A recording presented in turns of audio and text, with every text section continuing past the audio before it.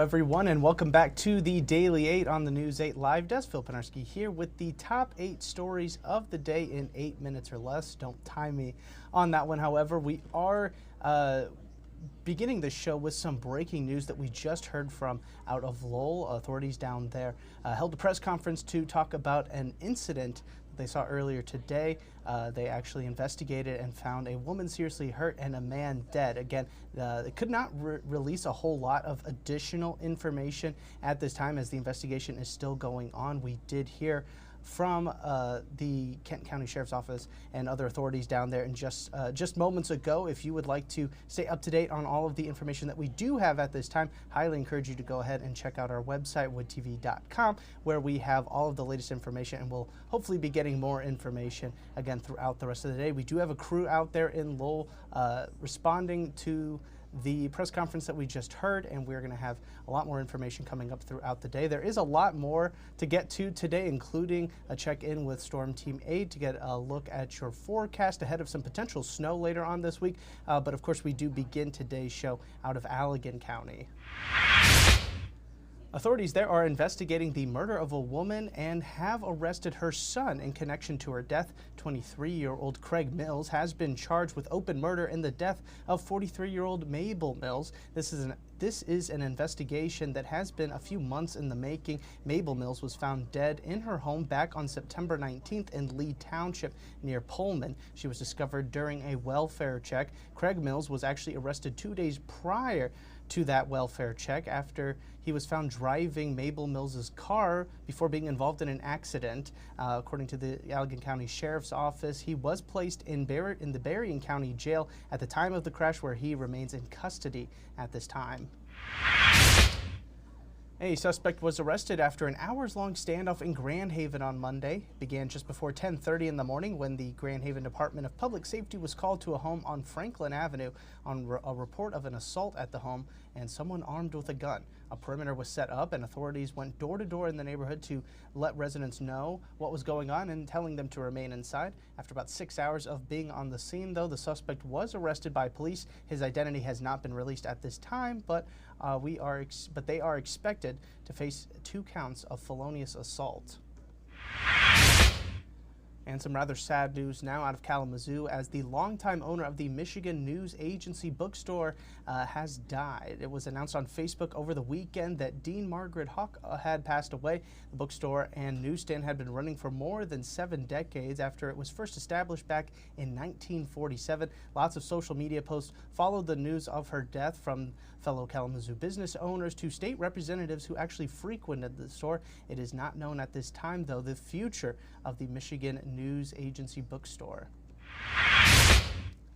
On Monday, Governor Gretchen Whitmer released her plan to devote $3 billion for Michigan's roads.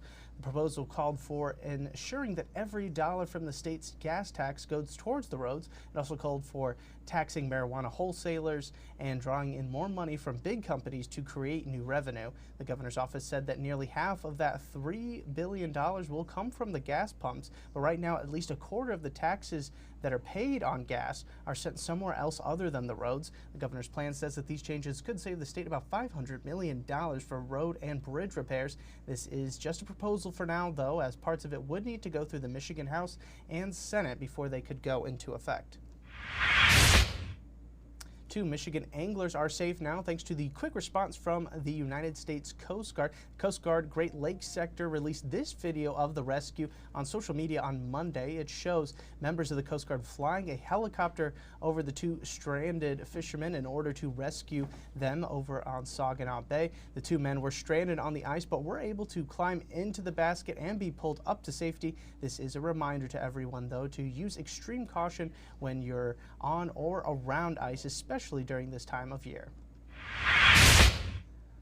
Next, let's check out one of the newest entertainment spots coming to Grand Rapids. Silva is expected to open on Ottawa Avenue and will include some incredible menu items from ramen deviled eggs to Wagyu flat iron steak. But it's not just the food that will make you want to head out there later this year. Silva will also unveil a bocce ballroom, and later this summer, the Big Room, an event space that can seat 1,400 people, will also open to the public. This is a concept that Silva's founder, Mark Secchia, has wanted to put together for the past 15 years, he says.